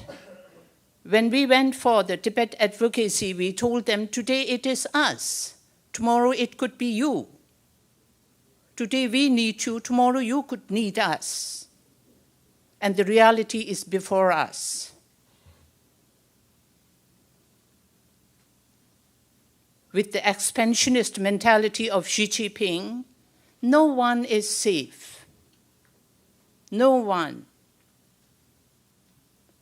I mean, the dream of Xi Jinping is to rejuvenate China in 2035. So that means that China dreamed to either surpass or level their power of international affairs to the United States. So that is the dream of Xi Jinping. So according to that dream, we must work harder. So therefore, I'm taking the liberty of changing the roll calling of thank you, because I know that each one of you, you have contributed immensely here, leaving a lot of your assignment at home, giving priority for the cause of Tibet, giving priority for the cause of human rights, giving priority for the survival of a national that has a very rich cultural heritage to give to the world. In this turmoil of war, in this turmoil of greed, the only thing that can pacify and keep calm the heart of leadership is Buddhism. Contentment. I mean, if you keep on drinking salty water, you will never be contented with drinking, I don't know how much, gallons of salty water. Therefore, the need for the world community to come together. Now, Tibet is the guinea pig of non-violence. When we talk about non-violence, when we talk about dialogue with China, there are certain sections of people who think that Tibetans are very coward. It is the courage of Tibetans. It is the guidance of His Holiness that we Tibetans have drawn that courage of living with the invaders, to coexist with them. We don't blame the Chinese people. They are as victimized as the Tibetans are. When we were meeting with the Chinese nationals here, somebody asked me, how come you can smile and talk with Chinese people who have invaded your country, who is giving a lot of suffering to your Tibetans? And I told her, it's not the Chinese people. They are victimized like Tibetans. It's the wrong policy of the leadership, the greed of the leadership, the greed of Xi Jinping that is making the Tibetans suffer in their own land. Therefore, your coming over here and showing solidarity for Tibet will be exemplified for all the striving nations like Uyghur, Inner Mongolia, our friends of Hong Kong, our friends of Taiwan. So let's pool our strength together. I mean, why we have come here all the way from India in America? We believe when all of us heard about the Speaker Pelosi speaking, when we heard the Chairman McGovern speaking, it was just overwhelming for me. When Jim McGovern made the remark that Tibet is not a flavor of the month, it's still echoing in my ear. The survival of any nation or any national is not a flavor for a month. Therefore, as per this, we must all strive harder, not falling into the petty local politics. Let us all pull our strength for a common cause. So let this be the start to work and collaborate with the like-minded Hong Kongers, Uyghurs, and the Taiwanese brothers. I'm sorry. So I think from here, when we go back to our country, let us make sure that each one of us, we are going to nurture more youngsters to be the force of nonviolence, to be the force of peace, to be the force of truth. Because as Richard Gere very rightly said, the truthfulness, nonviolence doesn't have a residue.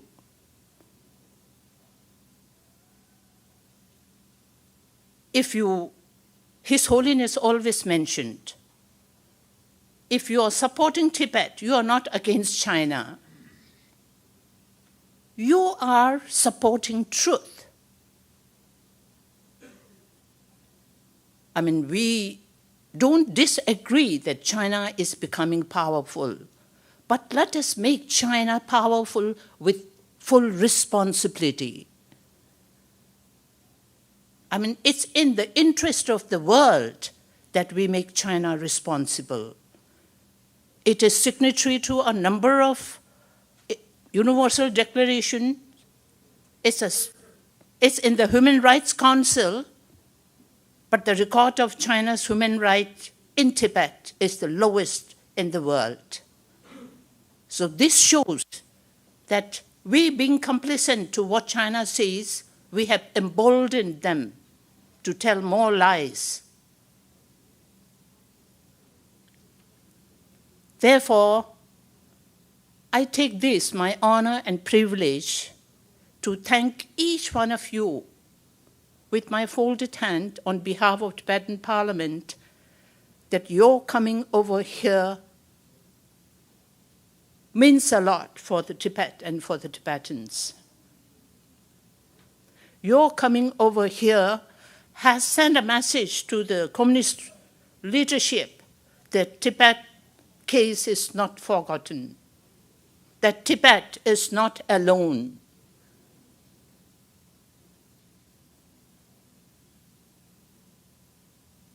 And with this, we are sending message to our suffering Tibetans inside Tibet that we are their voice in exile and will collaborate with the like-minded and the truthful people to come together and join the fight of truth.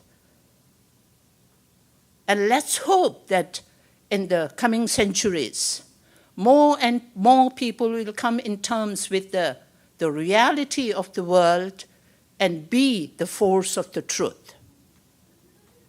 And I also want to thank each and every one of you who have been here in the panel discussion, who have given a lot of contribution, who have enhanced your perspective on Tibet, your perspective on democracy. And the one most pressing issue is about environment. His Holiness always mentioned, the issue of Tibet could be solved if there is sincerity in the minds of the Chinese leadership. But the destruction of environment, which is concerned with the humanity, cannot be rectified. Therefore,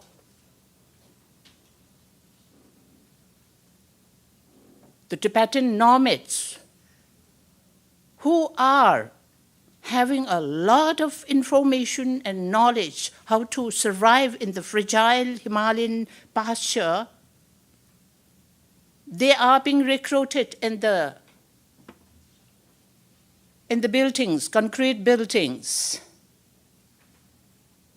And they have a very fascinating term for this, ecological civilization. When you think of this ecological civilization, you will think that China is preserving environment to the extent that they are driving away the nomads of Tibet from their pasture land. But the reality is that is a means to drive away the Tibetan nomads, who are the saviors of the fragile Himalayan pasture. And now, since they are being resettled in the concrete buildings, they label them as surplus human resource. They don't have a livelihood. The nomads don't have a livelihood. They have to make their kids means for livelihood for $1 and $2 each. Now, this is what China is trying to project to the world. Therefore, His Holiness has told, Tibet being the roof of the world. If the roof of the world itself is leaky, how can you fix the world as the home of humanity? So, the knowledge of the nomads of Tibet and the ecological importance of the Tibet Plateau needs to be understood and given a due share at the international environment conferences. It's not Tibet, it's for the whole humanity, because of the roof of the world is leaky. Therefore, each one of us, we must take this message from here, that it is for the humanity that Tibet Plateau needs to be given the importance it really deserves. So I can just go on and on, but you don't need a lecture or any of this. This is just for my satisfaction that I'm crying from this pulpit. So forgive me for that. I'm not trying to educate the honorable parliamentarians. This is the cry of a Tibetan soul who's trying to represent the people inside Tibet. So I thank you, each and everyone, to be here. When we worked out this 8th World Parliamentarians, the Tibetan Parliamentarians, the Kashak, the Sikong, and the Minister of Information, all of us, we worked as a team, a unified team. Each one of us, we try to figure out how best we can convene this. Therefore, I would like to thank Sikong, Department of Information Minister Nunzinla, and all the 13 Office of Tibet representatives who have really worked hard to pull out the parliamentarians to the Washington D.C. So without your cooperation, it would not be, the attendance may not be this convincing. So thank you so much for this. And then one thing, when we are working on Tibet, we have to work with a number of stakeholders. We worked with ICT, we worked with NAT, we worked with NDI, who were really promising to try to figure out how best they can finance, because we are in exile. We don't have the source of income to facilitate each and everything. So we have to figure out how best we can make this possible. So in this course of event, without finance, it would not be possible. So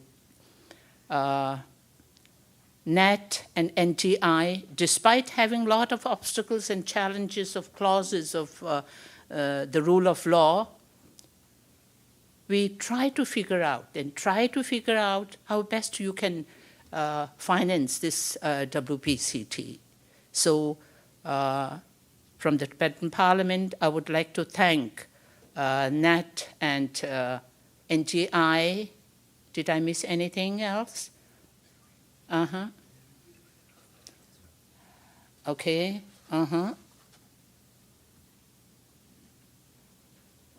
And of course, I mean, we come from different backgrounds and we speak different languages. Many of my parliamentarians needed English translation. At the same time, our Spanish and our French parliamentarians needed translation on that. So we had a number of volunteers like Tenzin Jigmela, the vice president of and Tenzin Barshila, also president, and he did the French translation. Jigmela did the Tibetan translation, and Mario did the Spanish translation. So a big round of applause for all of them.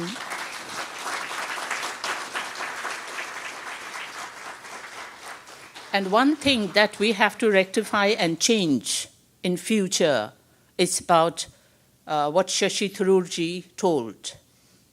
It's the time of media. It's the time of social media. So we are missing the international media here when we are having such a important convention on Tibet. So we have the media like Voice of America, Radio Free Asia, Tibet Online, Voice of Tibet, but the international media is missing. So these are things that we have to take care of later on. I mean, when we have any such kind of convention, we need to figure out how best we can pull the international media, both print and the social media, so that we have more coverage, so that more people understand what's going on here, and how many participants of countries are here, and how are they showing solidarity for the cause of Tibet. So these are the things we have to learn. I'm sure there are so many drawbacks and loopholes that we need to learn, and I hope that we will connect with you for future reference of improvement, if there is any. We are always here to receive suggestions. And for the friends of UCOR, Taiwan, Hong Kong, and Inner Mongolia, I think I always tell whenever I meet Tibetan people, it is not just official conferences that we share. It's like day-to-day life. We have to have connections built. This is just symbolic, passing a resolution. But each day, each one of us, we give a visiting card, your numbers, your social media account, and we need to connect with each other every day. What's happening in your country, what's happening in Tibet, what's happening in Mongolia, and what's happening in the rest of the world. Because the world politics is very volatile. So each one of us, we have to take care of the world scenario and try to navigate how best we can showcase our suffering, our truth, and our cause in the international arena. So without taking much of your time, I hope I have not left anyone.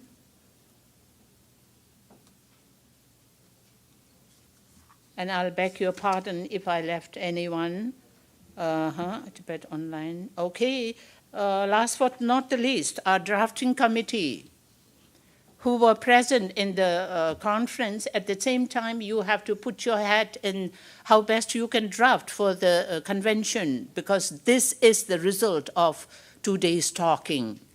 So each one of you, you have contributed, and Michael, he had done the maximum, not only in producing the resolution of this convention, but he was pioneer in taking out the handbook that each one of us have in our folder. So I beg each one of you to keep this handbook with you all the time, read it, go through it. It has the purpose, the focus, and the action, what you can do. Try to figure out how best we can bring not just humanitarian sympathy and support for Tibet, but how best you can take out policies and amend acts for the cause of the human suffering. That's very important. So just now we had the El Salvador, Chile, and Mexico showing their solidarity. It's the first time that we had the representation of Latin America, but they have showed to all of us that if you have a will, you can do things together. So let's hope that each one of us, after going from here, let's figure out how best, because the common people can show sympathy, but it is the parliament who build policies and who enact laws. They can do maximum to show the real sense of power to the communist regime. So with this note, I end with the saying that a friend in need is a friend indeed. So the friends of Tibet are here when the Tibetans need you. So I thank you from the bottom of my heart, and I thank you from the Tibetan Parliament and of my own for a very healthy life to all of you, for a very happy and a very successful political career, so that the suffering of humanity can be taken care of at the highest level for all the striving nations. Thank you so much. Tashidele.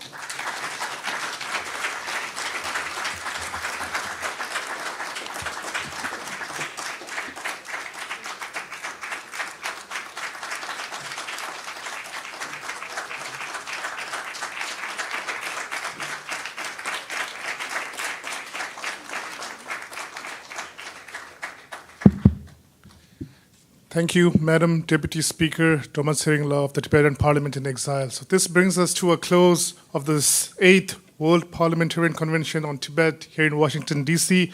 We have one more announcement. At 7 p.m., we have a closing dinner hosted by the Tibetan Parliament-in-Exile. So please, everybody, 7 p.m. at the concourse room. We'll see you there. Thank you.